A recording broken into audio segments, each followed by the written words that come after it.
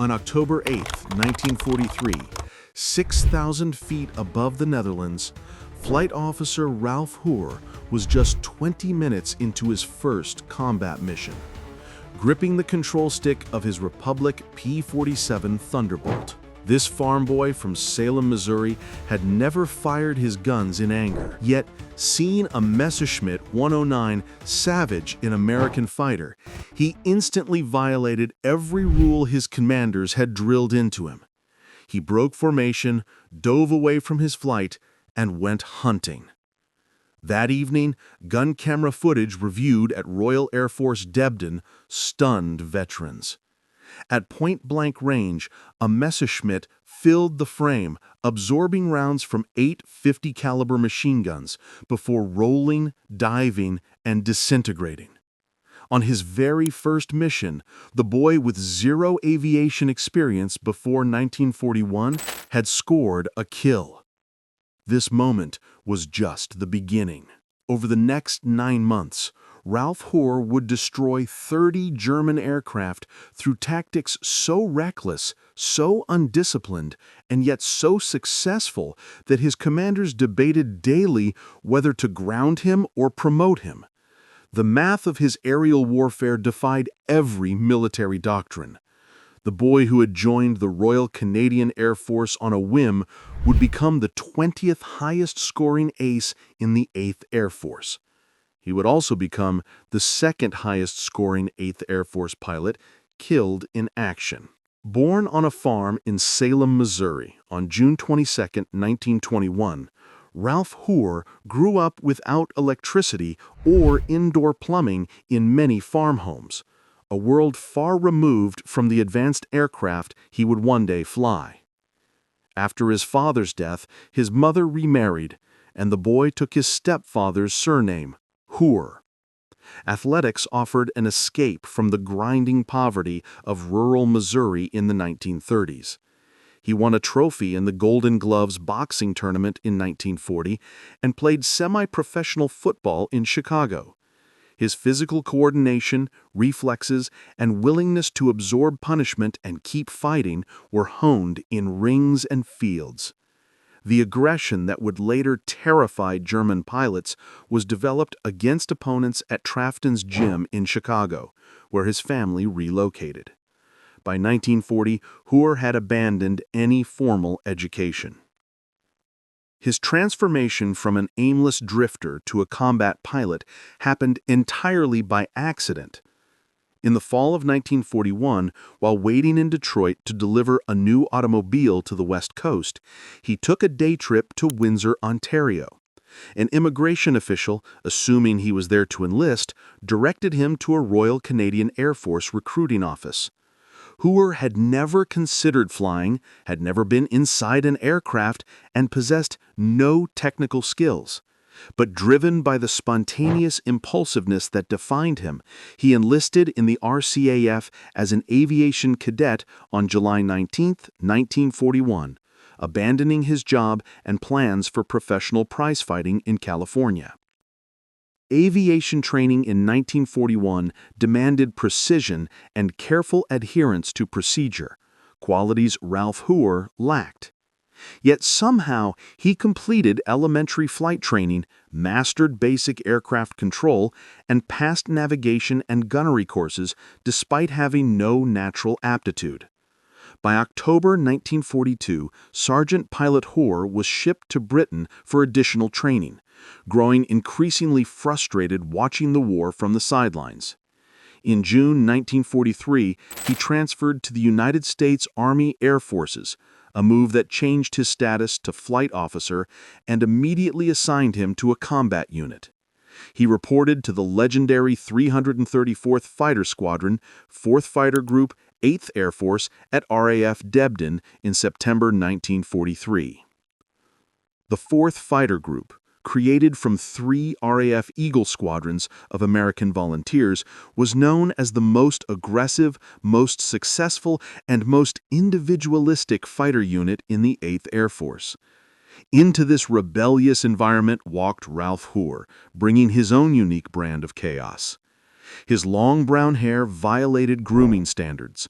He wore a bright blue football jersey with the number 78 and a gold snake ring. He even adopted an Alsatian dog named Duke, sometimes taking him on local flights while leaving his parachute behind to make room in the cockpit. Hoer approached military discipline with cheerful disregard. He was detained by military police in London for not wearing rank insignia and not carrying identification. His uniform blouse was tailored in a zoot suit fashion, associated with jazz culture rather than military professionalism. The day of his first combat mission, October 8, 1943, over the Netherlands, proved his defiance. When Messerschmitt 109s forced the American formation to break, Hoer found himself alone at low altitude, lost over enemy territory. The textbook response would have been to climb and head west toward England. He ignored it, spotting a Messerschmitt chasing a smoking P-47. Acting on instinct rather than training, he closed on the Messerschmitt at full throttle. The German pilot never saw the threat, and at 100 yards, Hoer opened fire. The German fighter rolled and dove, disintegrating. After the fight, oil completely obscured his windscreen, forcing him to head west at 300 feet, effectively blind. He even took a few short bursts at a German patrol vessel offshore. He landed at Debden hours later, one of the last to return, with the protective tape over his gun muzzles broken, a rarity for a new pilot. The gun camera footage confirmed the impossible. The farm boy from Missouri had scored a kill on his first mission by breaking every rule. For the next 4 months, Hoer flew regular missions without scoring additional victories. Then, on February 6, 1944, he brought down another Messerschmitt 109 over France, and his personal score began to climb with terrifying speed. Between his second victory and the end of May 1944, Hoer would destroy 28 more German aircraft. His tactics horrified his commanders while producing undeniable results. On March 18, 1944, the 4th Fighter Group, now flying North American P-51 Mustangs, escorted bombers to Munich. Hoer, assigned the most junior position, number 4, was tasked simply to stay in formation. Over Bavaria, he spotted a Messerschmitt 109 below and, without a radio call or warning, split from his flight and dove. The Messerschmitt crashed in a ball of fire. Alone and far ahead of his flight, he spotted another Messerschmitt, which immediately bailed out rather than fight. Hoer was now completely alone, deep in German airspace, with a malfunctioning radio. The sensible response was to head for England. Instead, Hoer went hunting for more targets. After chasing a third Messerschmitt into the clouds, he headed towards Munich, spotting 2 more enemy fighters. Any tactical manual would have screamed "avoid engagement" against 2 enemy fighters while deep in German territory, low on fuel, and without a radio. Hoer climbed after them at full throttle. During the climb, his propeller pitch control malfunctioned, causing his P-51 to shudder violently and lose airspeed. Survival calculations entered his mind for the first time, and he put the Mustang into a glide toward neutral Switzerland. He jettisoned the canopy, preparing to bail out. At that moment, the propeller pitch control inexplicably corrected itself. The engine smoothed, and flying speed returned. He made a quick fuel calculation, decided to try for England, and flew north and west at maximum cruise speed in his canopy-less P-51. He landed at Manston, the emergency field on the Kentish coast. Ground crew found only 6 gallons of fuel remaining in his tanks, enough for only minutes more flying. He had flown home on fumes, canopy-less, after destroying 2 enemy fighters alone deep in Germany. The mission made Hoer an ace, with 5 confirmed victories. His commanders faced an impossible dilemma. His complete disregard for formation discipline and tactical doctrine endangered others, yet he kept coming back with kills. Gun camera footage proved every claim. Through the spring of 1944, his score climbed rapidly. In April, 5 more enemy aircraft fell to his guns. He was promoted from flight officer to second lieutenant on April 22, 1944. The last 10 days of May 1944 were a period of unprecedented success. Hoer claimed 14 German aircraft destroyed, combining aerial victories with ground strafing attacks, a scoring rate that exceeded that of many pilots over entire combat tours. On May 23, 1944, he was promoted again to first lieutenant. On May 29, 1944, he destroyed 5 Henkel 177s on the ground during a strafing attack against a heavily defended German airfield. Hoer pressed these attacks at minimum altitude, pulling up through flak bursts that shredded other aircraft. On June 2, 1944, Hoer was designated flight commander, now responsible for leading other pilots. The most disciplined pilot in the group was now supposed to maintain formation integrity and tactical coordination. He also developed a reputation for radio indiscipline, famously keying his microphone over the Alps to say, "Gee, ain't the Alps pretty?"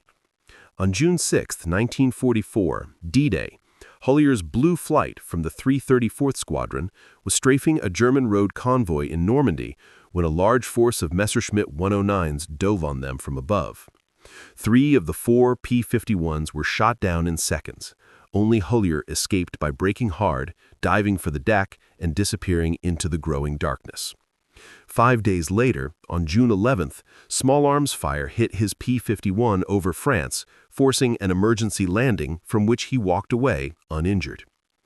In late June 1944, Hoer was initially grounded by Colonel Don Blakesley for Operation Frantic, a shuttle bombing mission, because he refused mandatory vaccinations. He was only cleared when he finally relented. The mission required pilots to stay in formation and avoid combat to conserve fuel for the nearly 1,500-mile trip to Soviet bases in Ukraine. Predictably, Hoer became separated during a brief engagement with German fighters over Poland.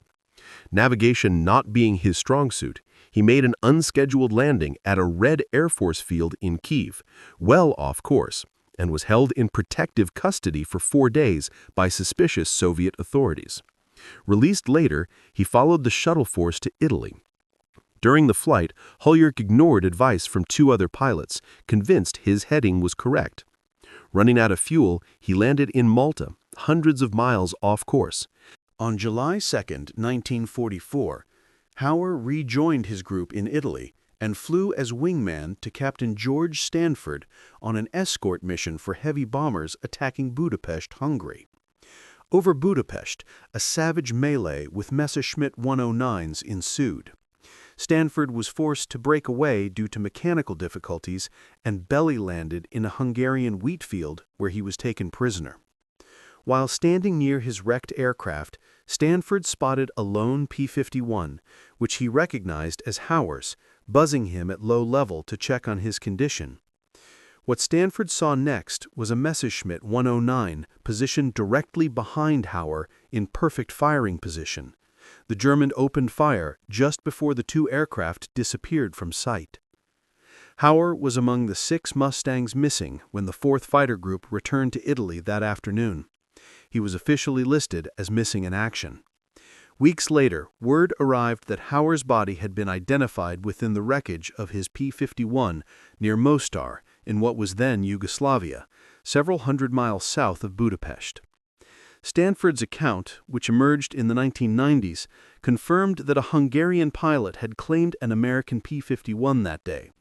However, the full story emerged in 2003 when aviation historian Troy White determined through research that Hoer was not downed by an enemy fighter pilot, but by ground fire over the German-operated Mostar Sud airfield. Records from the flak unit stationed there confirmed that a P-51 was shot down at low level and crashed into an anti-aircraft emplacement at 12:04 hours on July 2, 1944, killing 2 members of the gun crew. The American pilot was First Lieutenant Ralph K. Hoer. Hoer was 23 years old, having flown 74 combat missions. He had destroyed 30 German aircraft, 15 in aerial combat and 15 through ground strafing. He had earned the Distinguished Flying Cross with 3 oak leaf clusters, the Air Medal with 3 oak leaf clusters, the Purple Heart, and the European African Middle Eastern Campaign Medal with 3 bronze stars. He was the 20th highest scoring ace in the 8th Air Force and the 2nd highest scoring 8th Air Force pilot killed in action.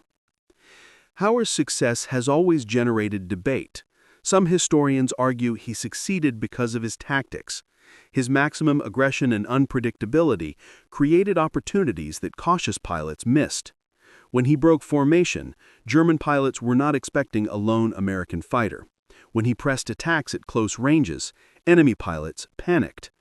Others suggest he succeeded through luck and natural skill, despite his reckless tactics, with his situational awareness and gunnery skill keeping him alive. The truth likely combines both factors. His natural aggression and skill created opportunities, and his luck let him survive long enough to exploit them. His tactics maximized short-term success while essentially guaranteeing eventual death in combat. Colonel Don Blakesley, who commanded the 4th Fighter Group, valued aggression but despised indiscipline. He grounded Hoer multiple times and denied him privileges, yet he kept clearing him for combat because the young pilot kept delivering victories. The 4th Fighter Group's approach was pragmatic. They tolerated Hoer's indiscipline because he produced results, while managing the chaos his behavior caused. The success of aggressive individual pilots like Hoer depended on the majority of pilots flying disciplined formations.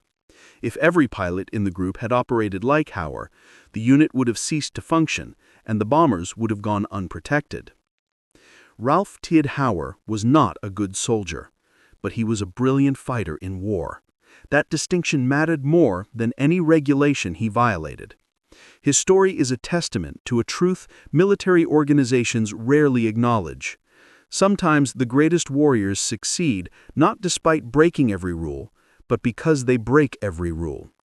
He left behind a mother in Colorado, friends at Debden, a dog named Duke, and a reputation that would perplex military historians for 70 years.